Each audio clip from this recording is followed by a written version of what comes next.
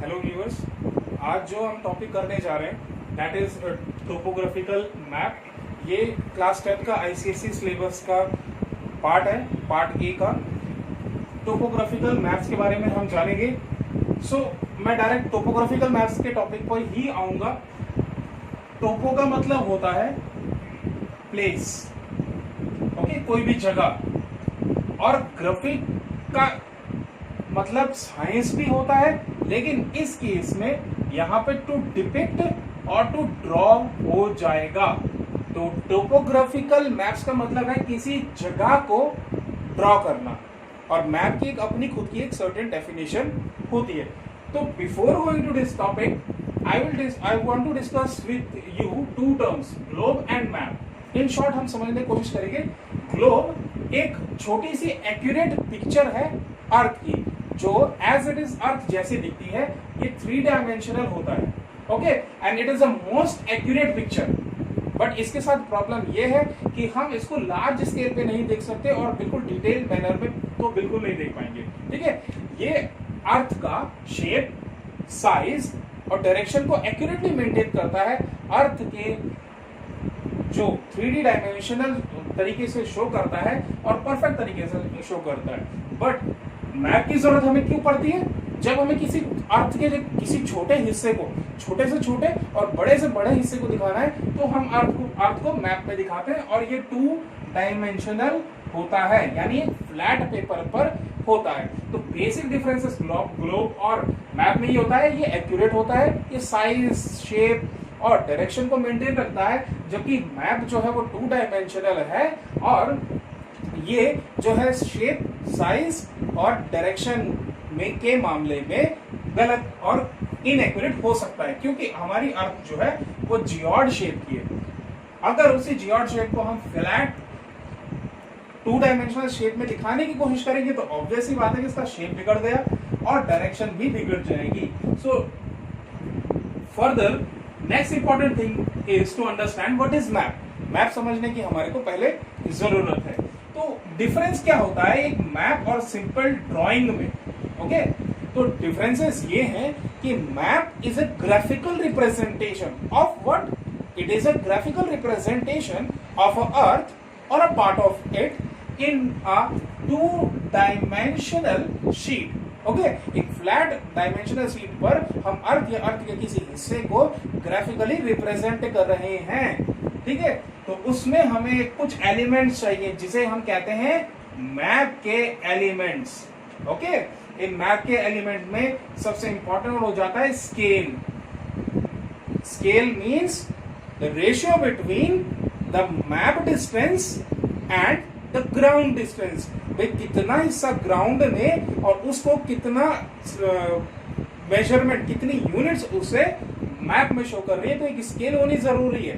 ठीक है, ड्राइंग में हमारे पास कोई स्केल नहीं होती, हम एप्पल ड्रॉ कर देते हैं, कोई भी चीज ड्रॉ कर देते हैं, हम उसमें स्केल नहीं देते। तो स्केल बहुत इंपॉर्टेंट चीज है। उसके अलावा डायरेक्शन इसमें दी जाती है, सिंबल्स होते हैं, की होती है।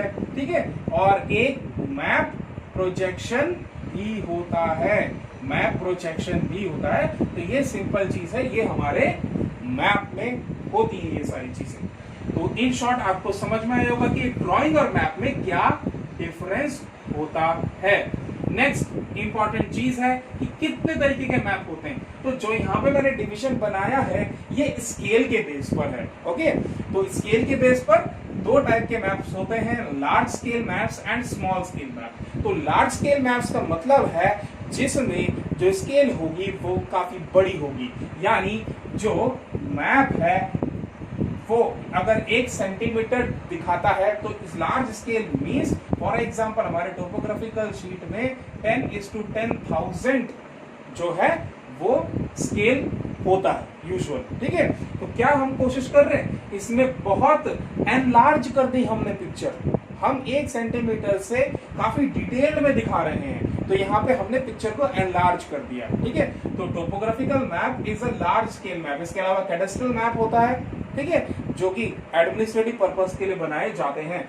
नेक्स्ट कैटेगरी हमारा स्मॉल स्केल मैप की, जो हम वॉल मैप देखते हैं या एटलस देखते हैं, उसमें जनरली जो स्केल होता है 1:40 43 किलोमीटर होता है, या हम ये कह सकते हैं सिंपली कि 1 centimetre on map is representing 43 kilometre on ground, यानी यहाँ पर हम बड़े एरिया को शो कर रहे हैं। क्लियर? और यहाँ पर हम किसी छोटे एरिया को शो कर रहे हैं बट ज्यादा डिटेल के साथ। तो लार्ज स्केल मैप्स की खासियत यही है कि जो ये मैप्स होते हैं ये किसी छोटे एरिया को और बहुत ज्यादा डिटेल में दिखाते हैं। इन शॉर्ट अब हम जानते हैं कि टोपोग्राफिकल मैप्स का क्या काम होता है। तो basically topographical maps are large scale maps which represent the small detail of any place on the large scale। इस छोटी छोटी डिटेल्स हर एक जगह की, whether it is man-made and whether it is physical details, man-made और physical details को की और सिंबल की मदद से हम यहाँ पे दिखाने की कोशिश करते हैं। तो चलो हम आगे जाते हैं और अगला टॉपिक हमारा आता है national grid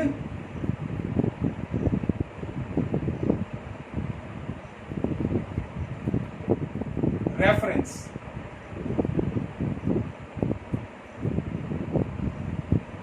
national grid reference के टॉपिक पे चलते हैं हम लोग। तो नेशनल ग्रिड रेफरेंस क्या है?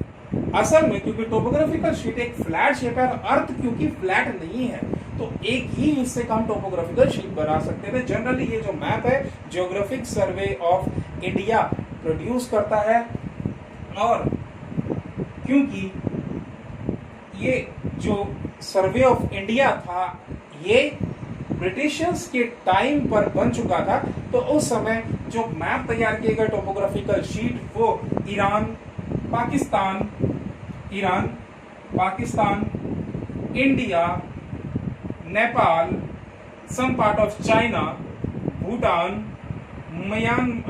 म्यांमार, बांग्लादेश, श्रीलंका और इंडिया के सब नेबरहुड कंट्रीज का बना।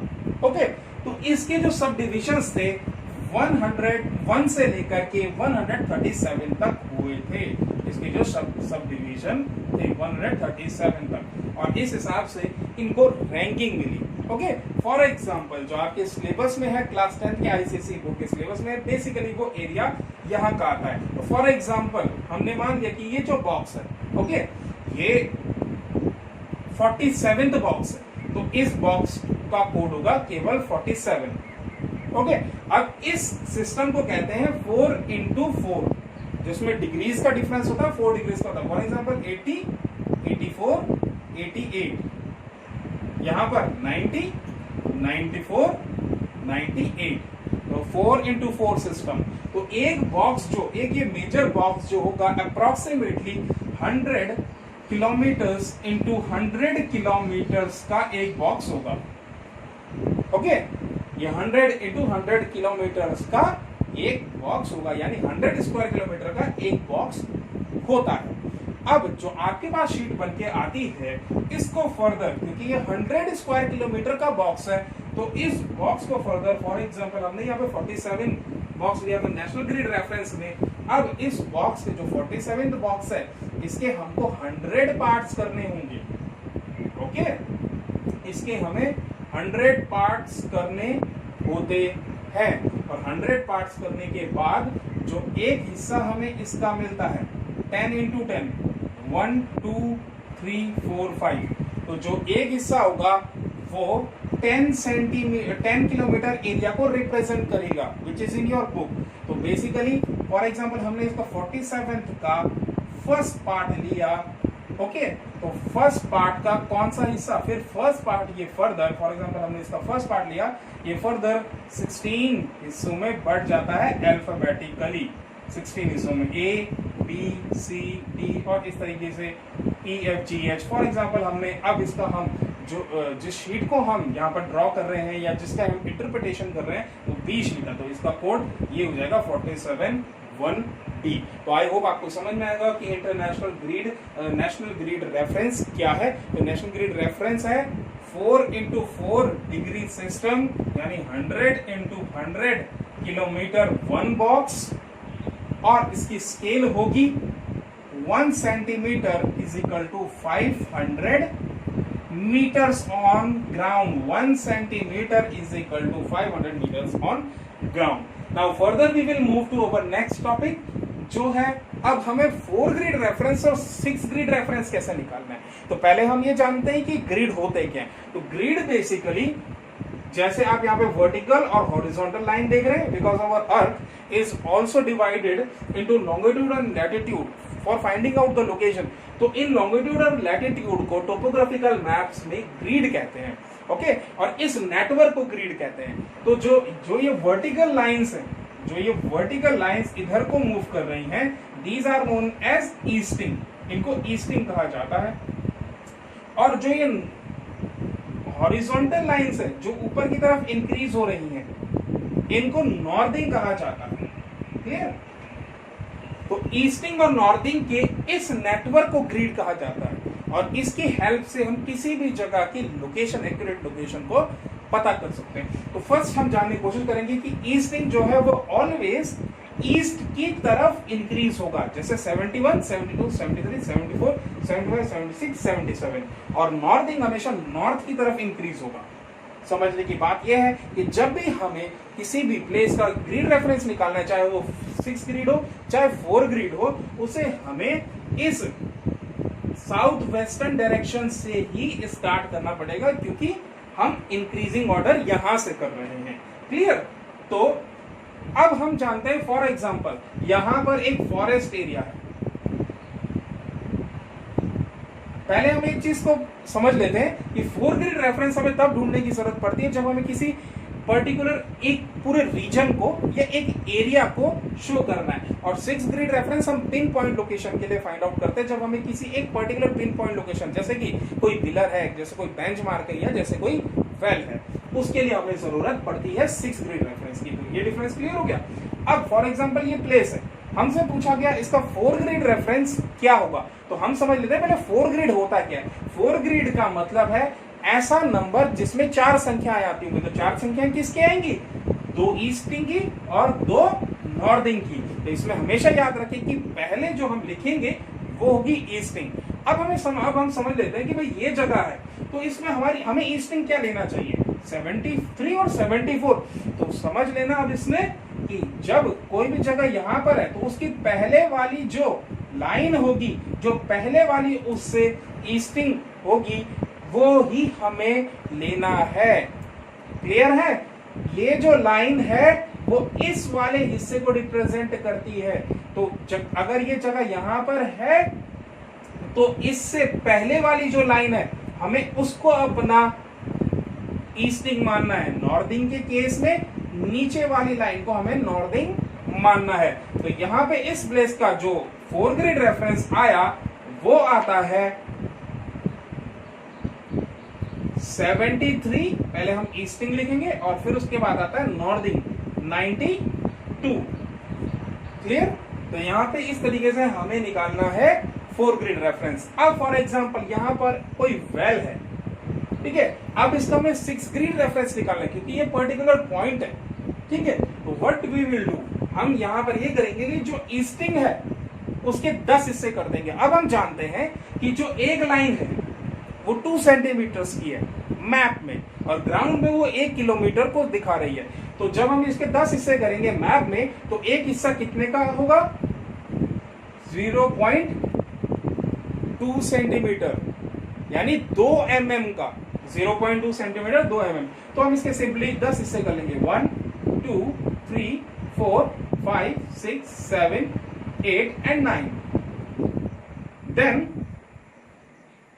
नॉर्थिंग के भी 10 हिस्से, 1 2 3 4 5 6 7 8 और 9।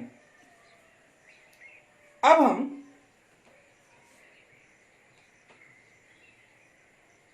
इसकी पिन पॉइंट लोकेशन निकाल लेंगे। 1 2 3 4। अब हम इसको कोऑर्डिनेट्स को जोड़ देते हैं। इस तरीके से हमने कोऑर्डिनेट्स को जोड़ लिया। अब हम इसको फाइंड आउट करने के लिए क्या करेंगे? फर्स्ट सिंपली हम 6 ग्रिड रेफरेंस के लिए क्या मैंने कहा था कि हम ईस्टिंग पहले लिखेंगे। तो ईस्टिंग क्या है इसकी? क्योंकि इसकी पहली वाली लाइन ये है 74। 6 ग्रिड यानी 6 अंक।